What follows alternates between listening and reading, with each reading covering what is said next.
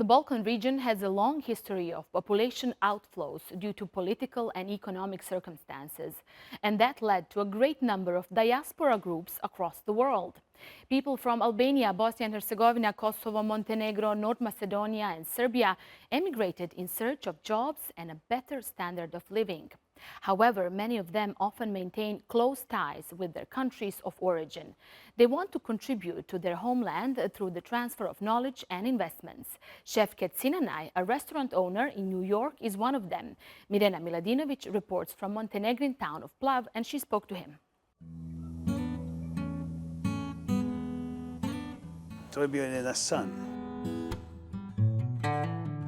Ne samo što vidiš ti kroz filmove ili čuješ i to, ali imaš osjećaj da je neki san da ti moraš da ideš tamo, da ga počinješ da ga stvariš i nešto.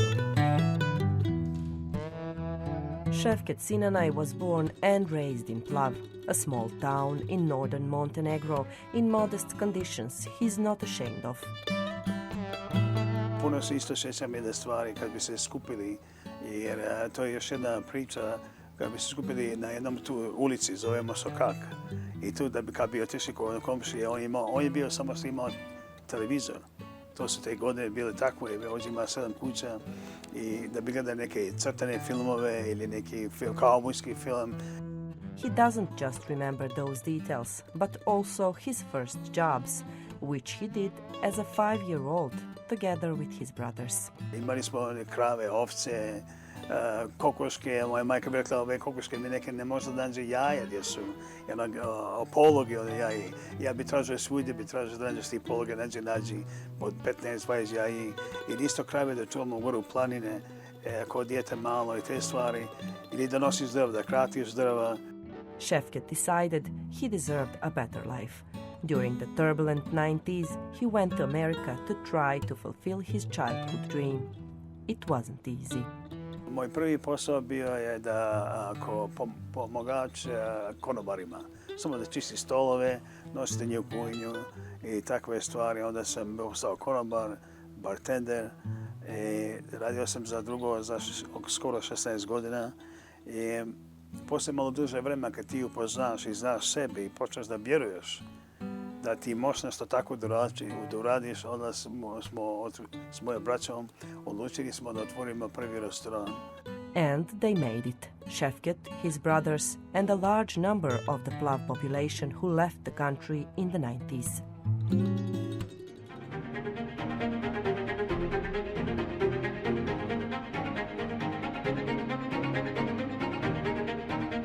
Unofficial data suggests that there are 3 times more people from Plav living in America than in Plav itself. They haven't forgotten their Balkan roots and often return to Plav to give back. Stigao sam u Ameriku kao 20-godišnji momak, završio vojsku i potragao za boljim životom. Allah mi je dao poziciju da sam se malo školovao. Počeo sam da radim u jednu firmu koja trenutno zapošljava 600 ljudi iz Crne Gore. The freshest proof of this is the new mosque. The idea to gift Plav the most beautiful mosque in the region came from Mersim Zilkić. He donated the land he had in Plav along with the idea. Ovo zemljište sam ja naslijedio od mojih roditelja. Ja sam otišao da živim u Americi zbog te klime 90. godina i nakon što sam se vratio prvi put nazad, ja sam shvatio zapravo da sam se ja iselio u potpunosti i predložio sam to mojim roditeljima da je meni cilj da nešto uradim za moj kraj, za moj narod. 15 years after the idea was born, the Shahid Mosque was opened, financed by Shefket, Smilje, Mersim, and all the others who succeeded outside their homeland, sending, they say, a clear and strong message. Htjeli smo da bude sećanje na sve nevine žrtve šehide, Plava Gusinja, Sandžaka, Crne Gore, bivše Jugoslavije i svih nevinih ljudi koji su poginuli na pravdi Boga. Ne znam da li je voda ali pasivnih izvora ili je nešto drugo, ali ovaj narod nikad neće zaboraviti plavi gusi, nikad neće zaboraviti svoju rodnu grudu. Takvi su iz Amerike, iz Njemačke, iz Slovenije, gdje god da su. Ovdje vidite, sada vidite koliko je dijaspore u plavoj gusinju i tako će, po mojem mišljenju, uvijek biti, jer taj narod je povezan s ovim krajem i ne može se odvojiti tek tako lako. And Plav is aware of what the people who left mean to the town. Dijaspora za Plav znači sigurnost, dijaspora za Plav znači razvoj, dijaspora za Plav znači perspektivu i dijaspora za Plav znači ljubav. Love that is best reflected in actions, not words. Mirjana Miladinović, Across the Balkans, Plav, Montenegro. Let's bring in Mubina Van Vin Isovic. She's an entrepreneur and a member of Balkan diaspora who grew up in Bosnia and Herzegovina and is now based in Luxembourg. She contributes to her hometown of Trebinje through a number of projects, including real estate and honey production. Great to have you with us, Mubina. Apart from this emotional bond that diaspora community usually have with their home countries, how significant are also economic links? Yes, there are very strong emotional links of BH diaspora, and of course it is the basis for all other links. I personally have very strong links, not only emotionally, but also some businesses which I've developed over time. Like last 25 years after the war, I started developing slowly. First of all, taking care of my my family properties, and then setting up a little factory, honey factory. Then investing in real estate. Now I also set up a real estate agency, which I now run with my local business partner. I have also a lot of links which are not only economical, but with the non-governmental organization which try to improve civil society in Bosnia, environmental circumstances, and so on and so on. So everything starts with emotional, and then it goes on, and you never stop, and you invest financially, you invest also in your friends, you reconnect, you make new friends, and so on. So links are really multiple links. Right. And how significant is this support by people like you? And we've seen that story from Montenegro's Sanjak region, from Plav, similar story like yours. How significant is this economic support for the small towns like Trebinje, like Plav, and others, for example? Diaspora is very significant on a larger scale. It brings money to Bosnia and Herzegovina. I will not use the statistics, but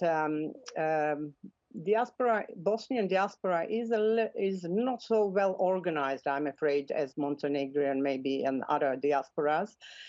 But their contribution is mostly in supporting their families and rebuilding their homes. And from there, they start also investing in small businesses. It is very important. First of all, it's important that they are coming back and investing in their own properties, in their own small businesses. So the coming back to Bosnia is psychologically also very important.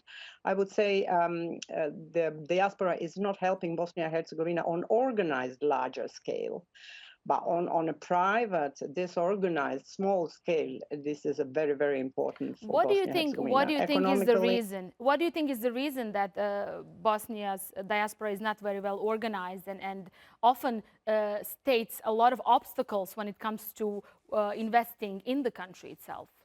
Yes, there are a lot of obstacles. People are, of course, who left Bosnia after the war are a little bit traumatized. They want situations to settle down and to have a safe environment, to be sure where they're coming, where they're bringing their money. And unfortunately, Bosnia is politically not a stable state. It is economically also very volatile. The legal system is not protecting foreign investments enough. So in spite of all emotional links, people are kind of cautious to invest money locally on a larger scale. But on the other hand, they certainly are still very, very much connected to Bosnia and Herzegovina, and the state needs to recognize that and use this opportunity to attract Bosnian diaspora to invest more economically in their home country. As a the state is not. Yeah. As a Yes, sorry. businesswoman living abroad and wants to help to her own country, what can be done to have more lasting effect on people's lives in Bosnia and Herzegovina? In my opinion, the diaspora can help in many ways. It is not always a question of money. Of course, they can support local businesses. They can support their families, as a matter of fact. Local businesses, they can start new small businesses. Here, I'm not talking about large corporations, large investments. I'm talking about small-scale businesses. And there is a lot of possibilities in Bosnia and Herzegovina to invest. To create jobs, to provide know-how. A lot of Bosnians are very well educated, have new skills, new knowledges. They could implement that in Bosnia. That will be also very important. But on the non-financial level also, they can promote that Bosnia is a very interesting country. In spite of all the administrative difficulties, it is still a country with a huge potential. And it is a country with a very kind and educated people. It is a beautiful country, and people are very friendly and welcoming. And also, there are huge opportunities for venture investors. So it is very important at this stage to take position in Bosnia. Because when everything is resolved and Bosnia is completely functional state, then it will be maybe too late. Too many people would like to come. So it is time to take positions in Bosnia. It's time to invest. It's time to invest and take position. Yes. I hope many Bosnians and other people from the region can hear you and are watching this interview. Mubina, thank you so much for sharing your experiences with us. Mubina Van Veen Isovic there for us. And some heartbreaking visuals are coming to us from the region as firefighters struggle to contain the wildfires raging in some parts of Croatia, Albania, North Macedonia, Bosnia and Herzegovina and Greece, among others. Some countries have requested help from their neighbors to get the devastating fires under control. At least one person was killed in North Macedonia and many people lost their livelihoods. Experts have said it's the hottest July ever in the Balkans. We leave you with pictures of how the residents describe hell outside. See you next time.